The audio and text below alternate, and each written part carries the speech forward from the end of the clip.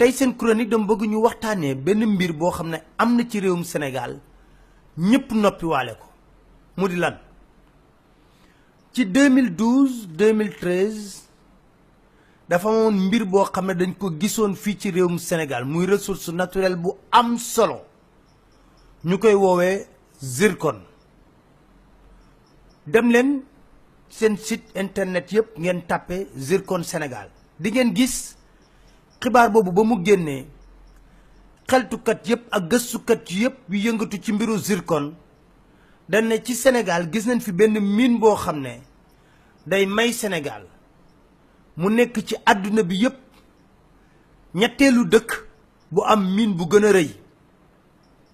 bi mooy ñetteelu mine bu gën a rëy ci àdduna bi yëpp ci Sénégal lay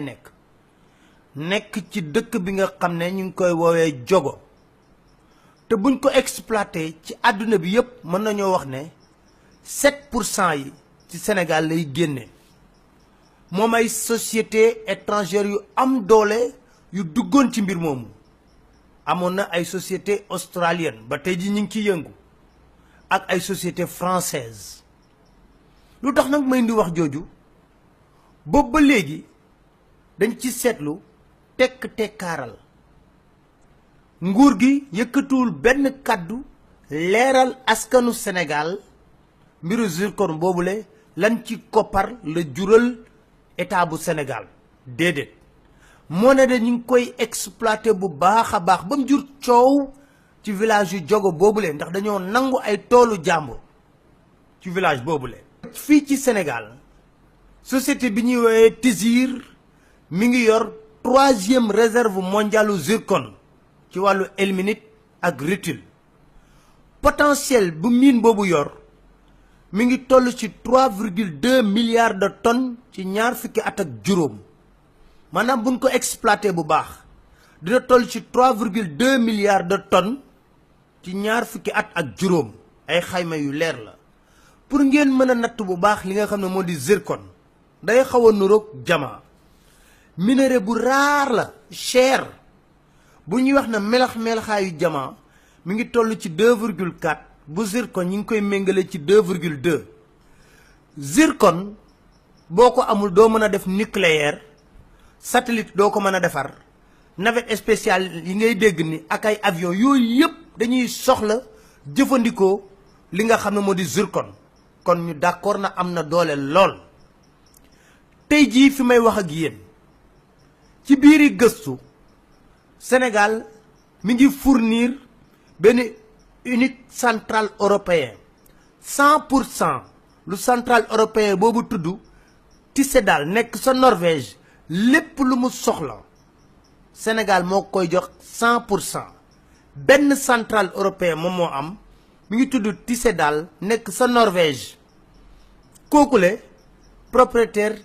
TTI la TTI mooy Tizir Titanium and Iron kooku GECO moo ko moom loolu yëpp ay gëstu la ba xam mbiru zircon bi lan moo ci laxasu Eramet di beneen société française dafa ànd ak Tizir ci mbir moomu ngir mën a contrôler lépp luy titane jëm ci industrie aéronautique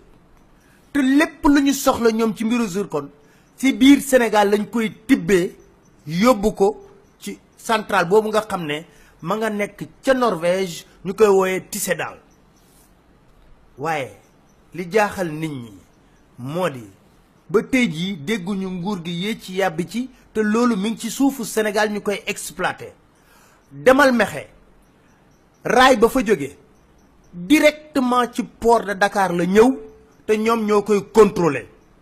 mu nekk scandale bu réere lu ñu jaaxal moo di lu tax nguur gi noppiwaale ci te alal ju bari mën a jógee foofu ñu dugal ko sunu gafaka yenn ci tolof yi nga xam ne ñi ngi koy am na mën ko cee saafara lu tax volume d'exportation bi nga xam ne dañ koy wax ne mi ngi jóge fii ci réew mi toll ci 80 000 tonnes de zircon